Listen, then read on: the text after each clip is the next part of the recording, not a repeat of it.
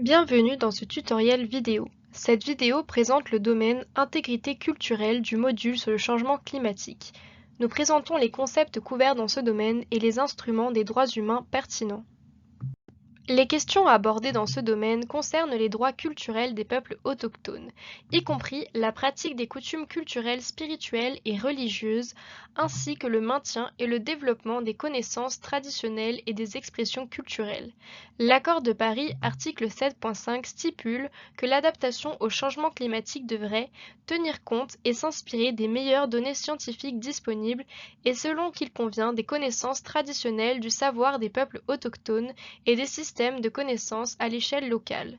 La reconnaissance de ces droits est essentielle pour veiller à ce que les traditions, les coutumes et les cérémonies autochtones soient protégées contre l'exploitation ou la dégradation de l'environnement en raison des changements climatiques ou des mesures relatives au changement climatique. Respecter les systèmes de connaissances traditionnels des peuples autochtones et leur intégration dans les politiques climatiques et environnementales. La première catégorie dans les deux enquêtes est l'intégrité culturelle.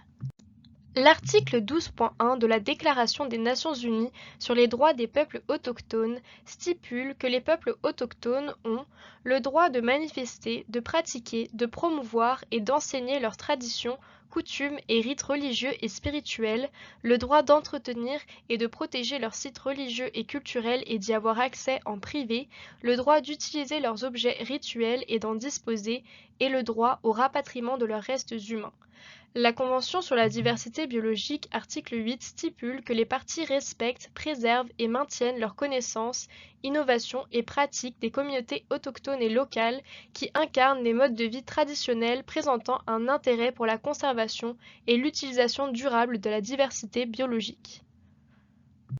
Les questions de cette catégorie visent à déterminer si les peuples autochtones jouissent de ces droits dans les contextes des changements climatiques. Il s'agit notamment d'examiner les atteintes et les atteintes potentielles causées aux droits culturels par les effets du changement climatique, puis de déterminer l'existence de violations de ces droits causées par des lois ou des politiques relatives au changement climatique. Il est utile de comprendre la différence entre les atteintes aux droits humains et les violations des droits humains.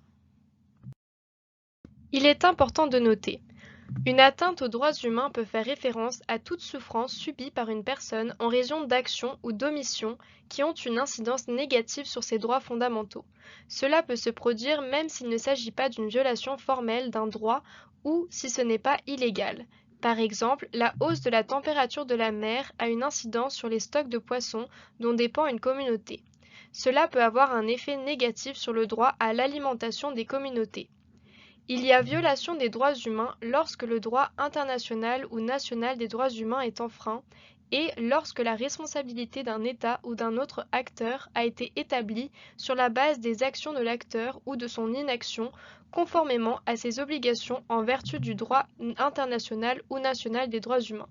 Par exemple, des projets de crédit carbone ou similaires qui pourraient utiliser des zones de terre autochtones d'une manière qui n'est pas conforme aux droits des peuples autochtones à la terre. Il peut s'agir d'une violation de ces droits par l'État ou d'une entreprise privée. Les actions en justice liées au changement climatique sont un domaine en plein développement. Il est important qu'un problème ne soit pas décrit comme une violation alors qu'il s'agit en fait d'une atteinte aux droits humains qui nécessite une enquête plus approfondie afin d'établir s'il y a eu une violation ou non. Dans certains cas, pour déterminer s'il y a eu une violation ou non, il faut procéder à une évaluation complexe du budget, des priorités, des politiques et des mesures de l'État en tenant compte de la question de savoir si l'État a pris des mesures suffisantes pour prévenir une atteinte raisonnablement prévisible aux droits humains. Le notaire vous demande de recueillir des données ventilées afin de déterminer si les changements climatiques et les politiques et lois connexes ont une incidence disproportionnée sur des membres particuliers des communautés autochtones. La deuxième catégorie est celle du patrimoine culturel et ne figure que dans l'enquête nationale.